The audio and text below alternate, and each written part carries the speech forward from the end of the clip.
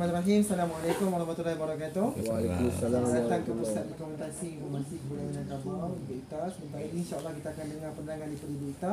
Tapi saya menganggap untuk anda semua berikan perhatian dan juga kalau nak dapatkanlah rela kita ni ada nilai tambahnya, ada nilai ilmunya, boleh berikan perhatian kepada Ibu Ita sebab penerangannya akan memberikan tentang gambaran secara kasar dan secara keseluruhan yang mengenai local wisdom ataupun kearifan lokal Minangkabau ni. Jadi daripada sudut tentang macam mana susunan rumah adat, kemudian ada sistem metodologi dan sebagainya. Jadi saya silakan Ibu Ita. Oke, terima kasih Hafiz. Ya, Assalamualaikum warahmatullahi wabarakatuh. Waalaikumsalam. Apa ni? Kami di sini ucapkan terima kasih kunjungan Bapak Ibu semua yang sudah berada di pusat dokumentasi ini. Jadi kita di sini lebih berbentuk perpustakaan sebenarnya. Tapi kita bina seperti rumah tinggal lama. Jadi kita sebut ini kan rumah gadang. Gadang artinya besar. Rumah gadang dibina tanggal 8 bulan 8 tahun 1988. Tapi rumah gadang di Minang ada dua model rumah gadang. Rumah gadang kita modelnya bertingkat. Itu kita sebut dengan anjung.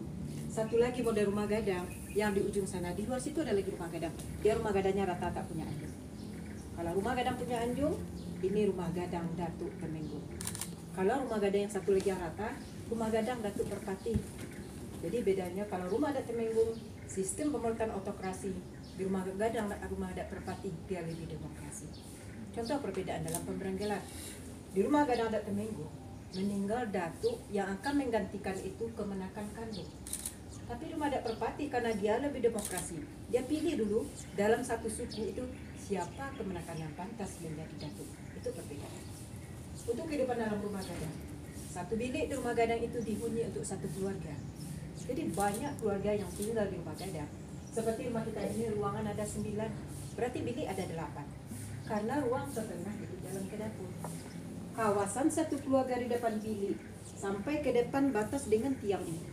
Jadi dulu tak ada kursi, tak ada meja, cuma ruang lepas. Jadi kalau dia menerima tamu, datang ipar bertamu keluarga ini, tak boleh ada jamu tamu di sebelah ini. Jamulah tamu di kawasan kita saja.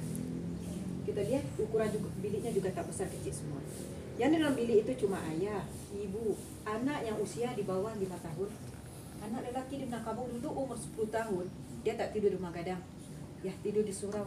Di surau anak lelaki dia belajar agama, belajar adat, belajar pencak silat. Di rumah gadang cuma untuk makan, tukar pakaian, siang bantu orang tua ke sawah, malam dia tidur ke surau. Ya kenapa anak lelaki belajar di surau? Karena yang mendapat pendidikan dulu cuma orang punya duit. Sekolah bisa sampai ke kampung-kampung supaya kamu jangan bodoh di surau belajarnya. Jadi tiap suku dia punya surau. Jadi pengawasan anak lelaki tetap dari rumah gadang dan diawasi oleh kaumnya sendiri. Makanya di sini kita ada istilahnya katu dan ampe. Jadi di surau, anak lelaki itu dia bergaul dengan bukan semua besar saja. Ada yang sudah tua, ada yang kecil, ada yang semua besar. Jadi kadang-kadang jadi perhatian juga. Kasihan kata orang. Kasihan laki-laki di Minang, umur 10 tahun tidur di surau. Sudah dewasa disuruh pergi merantau. Kalau sudah tua tidur di surau lagi. Jadi suraunya kan tak terlalu jauh dari rumah gadang. Kalau yang sudah tua atau seorang kakek, kalau dia tetap di dalam rumah gadang, untuk kusuk beribadah itu akan sulit sekali. Karena banyak anak cucu yang akan. Makanya dia akan lebih fokus untuk beribadah itu di surau. Jadi katunan ampe ini, kato mendaki, kato mendata, kato menurun, kato meleriang. Kato mendaki itu dia bicara kepada yang sudah tua seperti apa. Yang mendata itu yang semakin besar. Yang kato menurun itu kepada yang kecil. Kato meleriang itu kata-kata kiasan. Jadi dengan simbol-simbolnya nanti kita masuk nanti ke ukiran-ukiran dengan kata pusat meleriangnya tadi. Tapi kalau anak gadis dapat bilik, itu dia anjungan sebelah situ. Anjung itu ditutup dikasih tirai. Semua anak gadis yang tinggal rumah gadang, disitulah kumpul. Di situ aktivitas anak gadis, menyulamkah, merendahkah di atas sana. Tapi kalau anjungan sebelah ini, kita gunakan untuk duduknya para datuk. Karena dalam rumah adat Temenggung, sistem pemerintahan autokrasi. Jadi misalnya ada musyawarah mufakat, datuk duduk di atas, kemenakan duduk di bawah.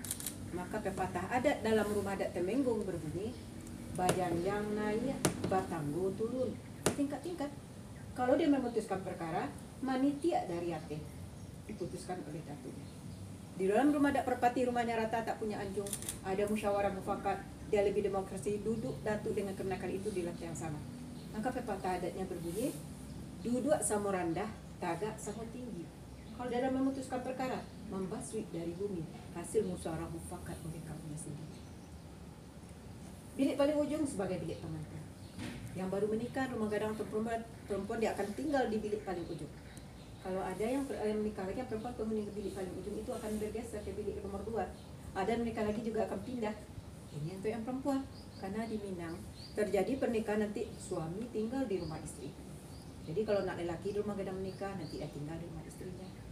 Kalau keluarga itu sudah tinggal di bilik paling ujung, keluarga itu harus siap-siap untuk keluar dari rumah gadang. Karena keluarga itu sudah menggunakan fasilitas yang ada di dalam. Tapi yang lama tinggal di rumah gadang, yang ekonominya kurang mampu. Kalau yang kaya di bilik nomor 2 saja atau bilik nomor 3, keluarga pindah, buat rumah yang baru, bukan rumah gadang, tapi rumah biasa. Karena rumah gadang ini dibina atas nama suku, bukan nama keluarga. Jadi ukuran bilik yang kecil ini memberi isyarat atau kiasan kepada seorang suami atau seorang bapak, giatlah bekerja, buat rumah untuk anak istri. Sedangkan bilik besar atau banyak, nanti seorang bapak malah cari uang sudah selesai tinggal di rumah. Untuk duduk tamu dalam rumah gadang juga diatur. Kalau yang datang itu tamu duduknya ke perempuan, menghadapnya ke luar. Tapi yang punya rumah seperti bapak, menghadapnya ke dalam. Ada artinya juga. Si tamu kita persila duduk menghadapnya ke dalam. Nanti si tamu itu bisa melihat kekurangan-kekurangan yang ada di dalam rumah.